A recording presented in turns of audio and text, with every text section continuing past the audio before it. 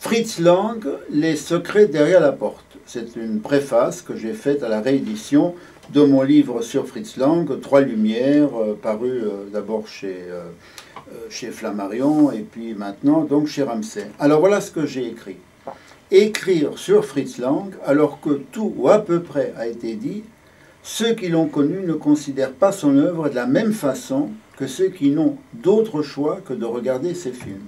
La vie privée de Fritz Lang se lit en filigrane de ses personnages féminins. C'est le motif dans le tapis. Si l'on disposait de suffisamment de documents concernant sa vie, ses conquêtes, on trouverait sans doute des répliques correspondant à celles qu'il a mises dans la bouche de Gerda Morus, Sylvia Sidney, Ida Lupino ou Joan Bennett. Inversement, le comportement de ces actrices incarne au cinéma les secrets d'alcôve de Fritz Lang. Ceux qui assimilent la figure de Mabuse à Hitler devraient savoir que dans le personnage de Mabuse gît une bonne part de Lang lui-même. Il suffit de l'avoir vu se comporter dans un grand hôtel. Il faisait naître des conflits grâce à des mystérieuses manipulations, comme le professeur Jordan, incarné par Wolfgang Preis dans le diabolique Docteur Mabuse. La part sadique de Lang pouvait faire naître des colères capables de bouleverser ses interlocuteurs jusqu'à brusquer un entretien ou mettre fin à une conversation avec la dernière brutalité. Un tyran sommeillait en Lang qui à tout moment pouvait devenir insupportable, oppressant, au point, comme on dit, de nier le bleu du ciel. Il avait une façon personnelle d'accommoder la vérité dans le sens qui l'arrangeait ou qui convenait au personnage qu'il s'était créé.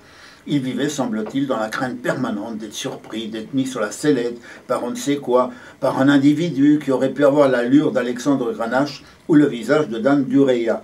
À ma connaissance, il ne parlait jamais de Théa von Arbaud. Curieux. D'ailleurs, personne ne l'interrogeait à ce sujet.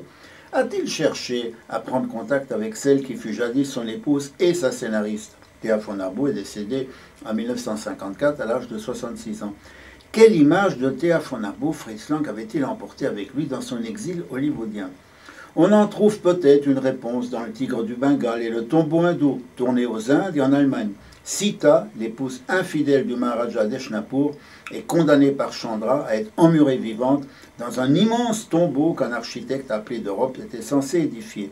On sait que Théa von Arbaud fut le grand amour de Lang, mais on se souvient de la réponse de Chandra à l'architecte, perplexe devant le projet grandiose du Maharaja Chandra, pour y ensevelir un grand amour, un négro célib. Par le truchement de ses personnages, Lang enterre définitivement Théa von Arbaud et se venge d'elle. Après s'être séparée de Lang, Théa von Arbaud s'était éprise d'un jeune hindou. Cette explication en vaut bien d'autres. Elle m'engage seule. Au moins sortons des explications fumeuses de quelques cinéphiles qui virent dans les films de Fritz Lang on ne sait quelle intention métaphysique ou kabbalistique.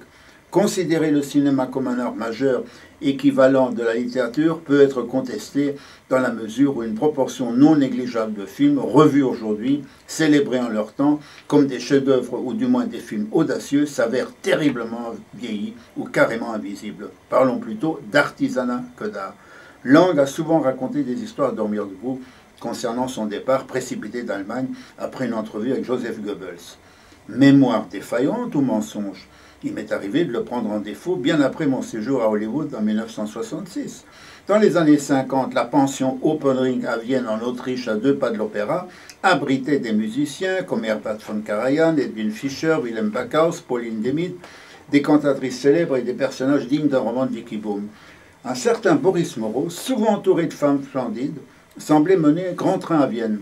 Interrogé à son sujet, le patron de la pension affirmait qu'il était chercheur d'or en Basse-Autriche. On le disait aussi chargé de mission auprès de quelques ambassades, tout en le présentant comme un compositeur de musique. Il jouait d'ailleurs fort bien du piano. Bien des années après, je disais à Fritz Lang que Boris Moreau, qui avait travaillé avec Kurt Weill dans You and Me en 1938, aurait été, moi qui l'avais recroisé, bien souvent à la pension Opernring, une sorte d'espion au service des Américains. Lang, très affirmatif, prétendait ne pas le connaître, ne se souvenant même plus de sa collaboration sur You and Me. En tout cas, prétendant ne l'avoir jamais rencontré. Je l'ai cru jusqu'au jour où, consultant un ouvrage sur Kurt Weill,